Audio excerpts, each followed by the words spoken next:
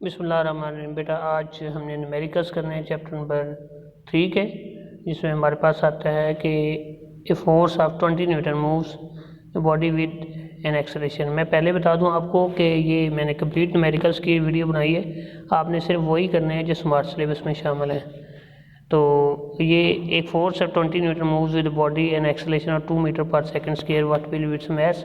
तो आपको होता है जब नेट फोर्स किसी बॉडी पर लगती है तो उसमें एक्सेलरेशन प्रोड्यूस होता है, और जब एक्सेलरेशन प्रोड्यूस होता है तो न्यूटन का सेकंड लॉ एप्लीकेबल होता है। अब अगर हम पहले न्यूमेरिकल्स की तरफ देखें तो एफ हमारे पास 20 न्यूटन है, ए हमारे पास 2 मीटर पर सेकंड स्क्वायर है। तो एफ इजिकल टू एम में अगर लगाएं तो एम की वैल्यू आती है एफ ओवर ए।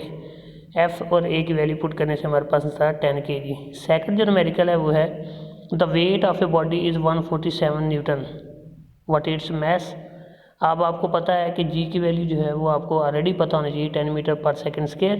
तो गिवन डाटा में हमारे पास वेट है 147, जी की वैल्यू 10 मीटर पर सेकंड स्क्वायर। आप जानते हैं कि डब्ल्यू जो है वो एम जी के इक्वल होता है, और एम यहाँ से अगर निकालें तो वो डब्ल्यू ओवर जी के बराबर होगा। तो डब्ल्यू की वैल्यू गिवन है, जी की वैल्यू गिवन है, इसको डिवाइड करें तो 14.7 kg हमारे पास इसका आंसर आता है। 3.3 की तरफ बढ़ते हैं। How much force is needed to prevent a body of mass 10 kg from falling. कोई चीज़ गिर रही है उसको रोकने के लिए कितनी फोर्स लगाना पड़ेगी हमें। बॉडी का मैस जो है वो 10 किलोग्राम है, और जब बॉडी ऊपर से आ रही है तो ग्रेविटेशन एक्सेलरेशन 10 मीटर पर सेकंड स्क्वायर होता है। अब आपको पता है कि 3.3 न्यूमेरिकल में मैस आपको 10 kg दी है, जी की वैल्यू 10 मीटर, डब्ल्यू इजिकल तो होता है एम जी। एम और जी की वैल्यू पुट की तो हमारे पास 100 न्यूटन आता है 3.3 का आंसर। ये बहुत छोटे छोटे न्यूमेरिकल हैं।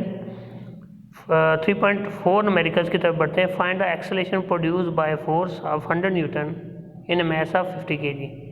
अब एक्सेलरेशन आपने फाइंड करना है, फोर्स आपके पास 100 न्यूटन है और मैस आपके पास है 50 kg। अगर न्यूमेरिकल नंबर 3.4 पे चलते हैं तो एफ आपके पास 100 न्यूटन है, एम आपके पास 50 kg है, एफ इजिकल टू एम में है, और अगर हम यहाँ से ए की वैल्यू निकालें तो एफ ओवर एम है। दोनों की वैल्यू गिवन है, हमारे पास आंसर आता है 2 मीटर पर सेकंड के। अब 3.5 न्यूमेरिकल्स को ज़रा देखिएगा।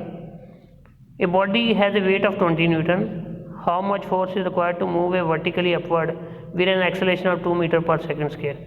अब इस चीज़ का ख्याल कीजिएगा कि एक बॉडी का वेट जो है वो 20 न्यूटन है, डब्ल्यू दिया हुआ है, उस पर कितनी फोर्स रिक्वायर्ड होगी उसको वर्टिकली अपवर्ड लाने के लिए कि उसमें 2 मीटर पर सेकंड स्क्वायर का एक्सेलरेशन प्रोड्यूस हो जाए। अब एक्सेलरेशन गिवन है, आपको वेट गिवन है, W is equal to M G होता है। आप यहाँ से एम की वैल्यू भी ले सकते हैं। अगर 3.5 की तरफ बढ़ते हैं, वेट है 20 न्यूटन, एक्सेलरेशन है 2 मीटर पर सेकंड स्क्वायर, जी की वैल्यू 10 मीटर पर second square, W is equal to M G, यहाँ से हमने एम निकाल लिया 2 kg।